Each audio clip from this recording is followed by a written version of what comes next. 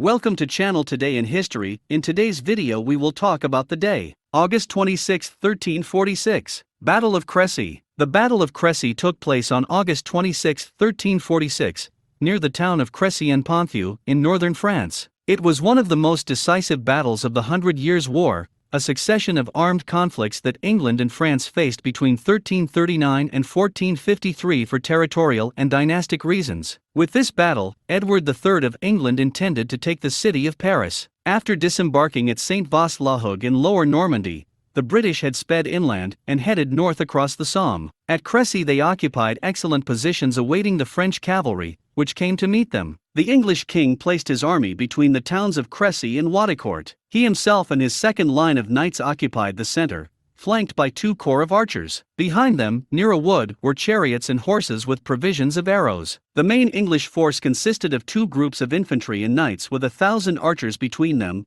arranged in arrow formation. In total, there were about 7,000 soldiers. Ahead, the French placed an army of about 12,000 men, confusedly formed out of impatience to engage in combat. Between the afternoon and evening of August 26, 1346, the English army easily defeated the French forces, superior in number and led by Philip VI, who had already been defeated at Caen. The numerical difference was compensated by the English with the use of innovative weapons, such as the longbow, which shot 500,000 arrows against the heavy armor of the French, which made their movements difficult. England, with a healthier economy, had a more disciplined army, where infantry predominated. Besides, Edward III was a man of great pragmatism. On the other hand, the outstanding performance of the Black Prince, son of the king, who was only 16 years old, helped in the English triumph. In the course of the battle, Philip VI saw the Genoese mercenaries he had hired, armed with crossbows and shortbows, as well as their heavy cavalry, succumb.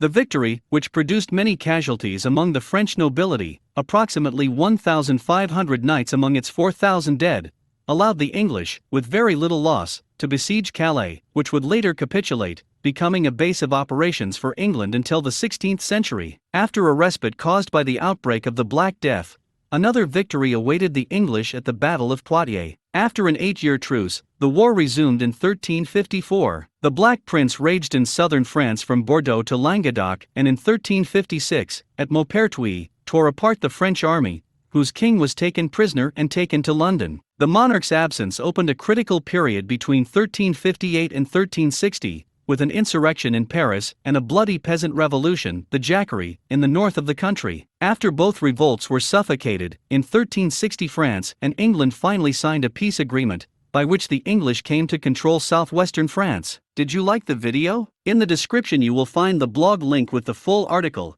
Give an incentive by subscribing to the channel, liking, commenting and sharing with your friends. Hugs. Until the next.